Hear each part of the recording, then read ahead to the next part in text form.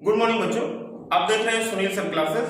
आपके पास आज मैं भारत के राष्ट्रीय प्रतीक के कुछ क्वेश्चन लेके आया हूं जो बहुत महत्वपूर्ण है। हर बड़ी प्रतियोगी परीक्षाओं में पूछे जा रहे हैं ये सब क्वेश्चन। तो आज मैं क्वेश्चन और उसके ऑप्शन के साथ यहाँ पर हूँ, आपको बताना है। आप जल्दी से देखेंगे और बताएंगे कौन सा ऑप्शन है। कमेंट बॉक्स में भी आप कमेंट कर सकते हैं। भारत के राष्ट्रीय ध्वज की लंबाई और चौड़ाई का जो अनुपात है, रेशियो कितना होता है? ये चार ऑप्शन दिए हुए हैं। 2:3, 3:2, 5:2, 1:3। इसका ऑप्शन है 3:2। इसका क्वेश्चन उल्टा भी हो सकता है। राष्ट्रीय ध्वज की जो चौड़ाई और लंबाई का अनुपात क्या हो सकता है? तो 2:3 हो जाएगा। अभी क्वेश्चन है लंबाई और चौड़ाई का जो अनुपात है वो 3:2 है। ध्यान रखिएगा। भारत के राष्ट्रीय ध्वज के मध्य में एक धर्म चक्र बना होता है, इस तरह ये देखिए चक्र बना होता है राष्ट्रीय ध्वज में। ये उसका रंग पूछ रहा है, इसका कलर क्या होता है? आप ध्यान से भी देखे होंगे तो इसका कलर आपको मालूम चलेगा। चार ऑप्शन दिए हैं, लाल, हरा, काला, गहरा नीला। आंसर आपका है गहरा नीला। भारत के राष्ट्रीय ध्वज के चक्र में कितनी तीलियां होती हैं? अभी हमने चक्र बनाया तो देखिए ये तीलियां होती हैं। कितनी तीलियां होती हैं? ये चार ऑप्शन 10, 20, 24, 23। टोटल तीलियों की जो संख्या है, स्पोक्स बोलते हैं, उनकी संख्या 24 होती है, 24।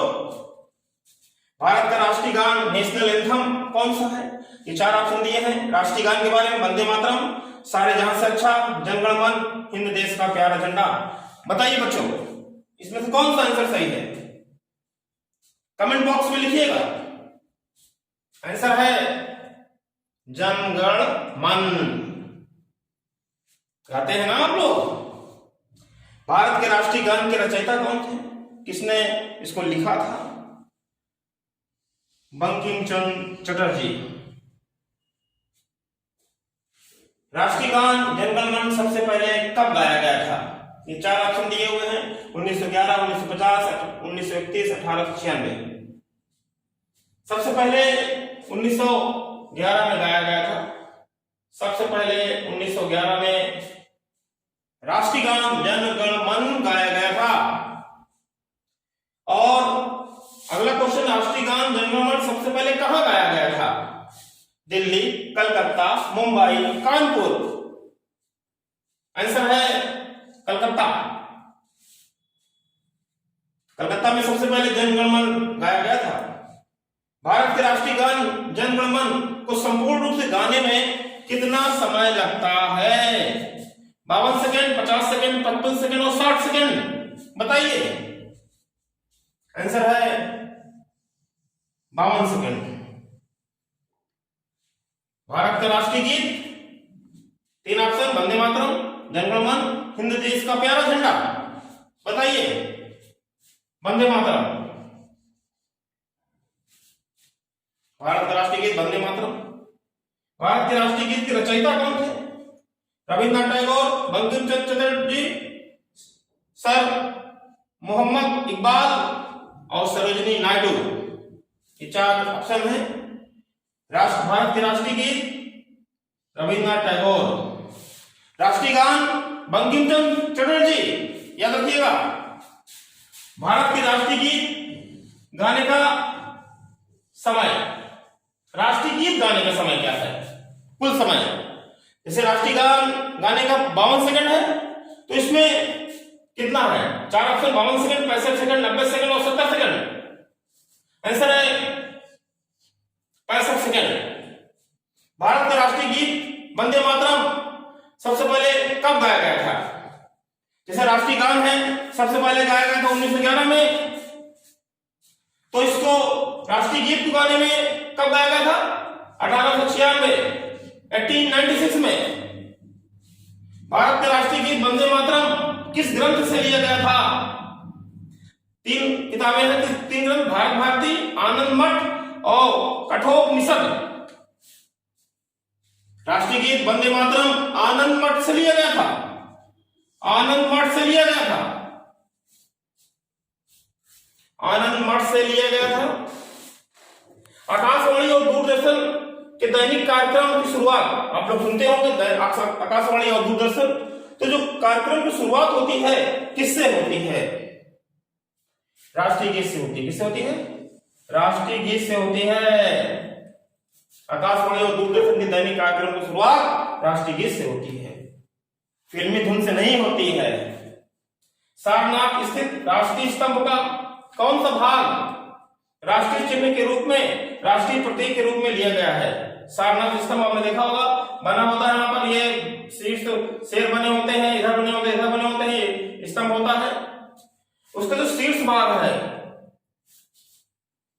मध्य भाग है और आधार भाग है, 3 भाग होते हैं। तो राष्ट्रीय स्तंभ का कौन सा भाग राष्ट्रीय प्रतीक के रूप में लिया गया था? आंसर है शीर्ष भाग। भारत के राष्ट्रीय प्रतीक में निम्न में से कौन सा पशु दृष्टिगत नहीं है? भारत के जो राष्ट्रीय प्रतीक है उसमें कौन सा नहीं है? राष्ट्रीय प्रतीक भारत के बहुत है, उसमें कौन सा पशु नहीं है? सिंह, सांड, घोड़ा, हिरन। आंसर हिरन। हिरन कहीं पर भी नहीं है। हमारे राष्ट्रीय प्रतीकों में हिरन नहीं है कहीं पर भी। शक संवत पर आधारित राष्ट्रीय पंचांग में, हमारा जो राष्ट्रीय पंचांग है वो शक संवत है, क्वेश्चन ये है बनता है यहाँ पर। शक संवत पर आधारित राष्ट्रीय पंचांग में अंतिम मास कौन सा होता है? अंतिम मास जैसे होता है हम लोग जनवरी फरवरी करते हैं, तो हिंदी में जो होता है शक संवत पर जो आधारित कैलेंडर होता है राष्ट्रीय पंचांग, चैत्र से शुरू होता है, तो अंतिम पूछ रहा है, अंतिम होता है फाल्गुन। इसी तरह जो राष्ट्रीय पंचांग में जो पहला महीना होता है, अंतिम महीना फाल्गुन हो गया, और जो पहला महीना होता है वो चैत्र होता है। चैत्र पहला महीना होता है और फाल्गुन अंतिम महीना होता है।